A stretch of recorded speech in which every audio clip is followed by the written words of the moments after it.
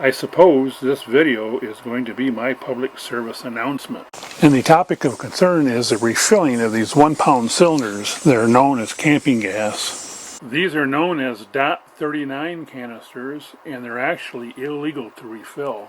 And under federal law, there's actually a $500,000 fine and 5 years of imprisonment for transporting these cylinders once they're refilled. And the Department of Transportation does have a video on the dangers of refilling these cylinders, and I'm going to post a link here. It's not my words, it's their words. And I understand the economy of the thing. These 1 pound cylinders, they cost between $5 and I've seen as high as $8. Well, there's maybe 50 cents worth of propane in there, so you're spending most of your money on the construction of the cylinder, which you're just going to throw away after one use. So really, it is kind of a silly idea.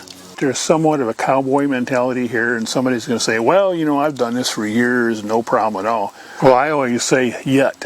In fact, the reason we got back into RVing is because of one of these cylinders. The last boat I had was a 32-foot motor yacht, and we stored it at a marina in the wintertime.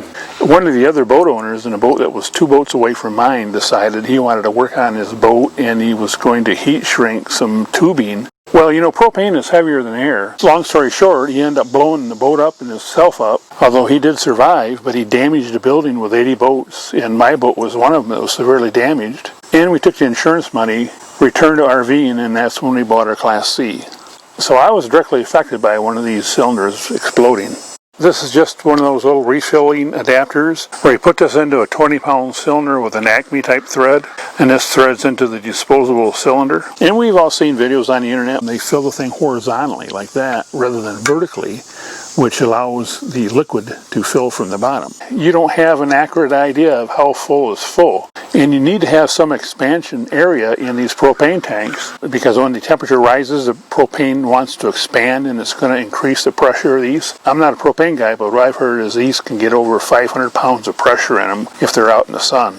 And this is the .39 cylinder, which is a non-refillable cylinder. However, there are refillable cylinders like this one. This is a .4BA. This is made by Flame King, and it is much more robust, welded much better, and this is designed to be refilled.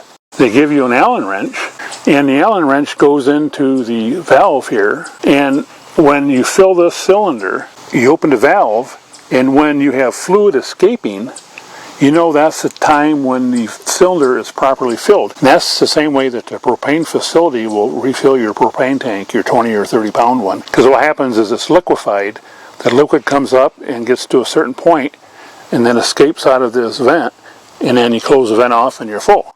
So you fill these by volume and you fill these by pressure. These are accurate, these are not. I bought this cylinder separately, so I have 2 of them, and I have another cylinder in the kit. This cylinder is about $13, $14 that I bought from Menards, and the kit was about $32, around there. So you buy one of these, or buy 2 of these, or maybe 3 of them, the price is the same. This kit also includes a valve assembly that allows your 20 pound tank to be upside down and allows your cylinder to be right side up.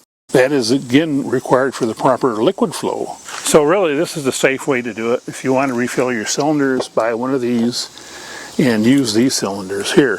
I'm not going to demonstrate how this thing works for liability issues, so I'm going to post a link here to a video that Flame King did, so you should be able to get all the information you need from that.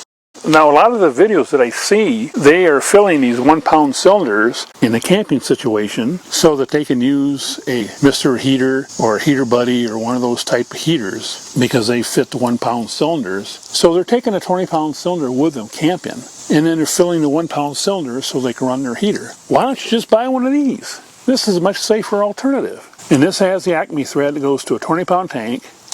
And this is the same fitting that is on the 1 pound cylinder.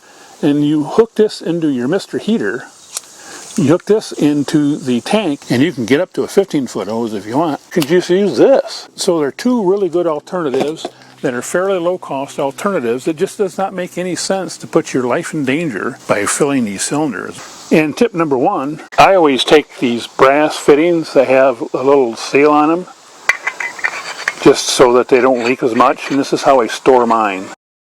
Now the last point I want to make is I just have a small cooler. It's this little Igloo Playmate cooler, and I've drilled holes out of the bottom And when you store these propane cylinders, you should store them up. So you don't want to lay them on their side, you want them to be up. And this cooler is just enough that it'll fit these cylinders perfectly. So I can fit 2 cylinders in here, and also a cylinder of the butane. And then I usually just stuff a couple rags in here, kind of help keep them from banging around. That's it.